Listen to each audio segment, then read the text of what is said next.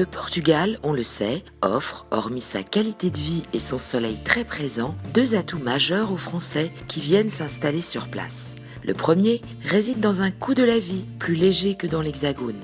Quant au deuxième, il permet d'être exonéré de l'impôt sur le revenu. Pour les Français qui s'installent au Portugal, en termes de placement, j'ai un conseil à leur donner, un conseil tout simple, c'est que toutes les économies qu'ils vont faire, puisqu'ils vont arrêter de payer des impôts sur les revenus, je leur conseille de placer cette économie d'impôt dans un produit d'assurance que nous avons, qui s'appelle l'équivalent des contrats euros au Portugal, s'appelle des PPR. Donc qui sont distribués par les banques ou par les compagnies d'assurance. Et à partir de là, ce sont des placements financiers sans risque. Vous pouvez faire donc des remises exceptionnelles ou des remises périodiques. Et donc pour un Français qui s'installe, mettre les économies qu'il fait aussi bien au niveau des impôts que de l'augmentation du pouvoir d'achat qu'il va avoir, donc il va moins dépenser, il pourrait de l'autre côté commencer au Portugal à faire ce type de placement pour leurs enfants ou leurs petits-enfants.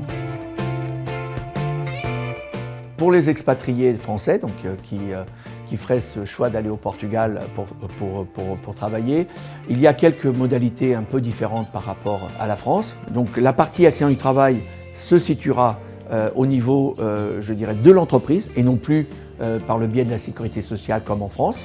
Donc ça sera pris en charge par les propres entreprises. Et ensuite, par rapport également à leurs éventuels besoins de financement, ce qu'on peut proposer, donc Fidelidade a comme actionnaire la Caixa Geral de Depósitos, qui a plus de 1000 agences au Portugal, qui peut bien évidemment pouvoir financer soit des projets d'installation, soit des projets, je dirais, pour acheter un véhicule, pour tout ce qui est crédit à la consommation, et en même temps pouvoir faire justement cette partie placement financier, soit sous le biais de l'assurance, soit sous le biais de la partie bancaire. Pour les indépendants, pour les commerces, les fonds de commerce au Portugal, ce qui est très à la mode effectivement pour les Français, c'est tout ce qui est évidemment boulangerie, tout ce qui est le terroir français qui s'exporte au Portugal. Bien évidemment, là vous avez des solutions complètement classiques de financement donc par le biais des banques, mais également la partie assurantielle pour la RC professionnelle, la RC d'exploitation et également, bien évidemment, pour la multirisque commerce qui est également importante dans le cadre d'une protection d'un commerce. En conclusion, et si vous désirez en savoir plus sur le sujet, rendez-vous sur fidelidade.fr.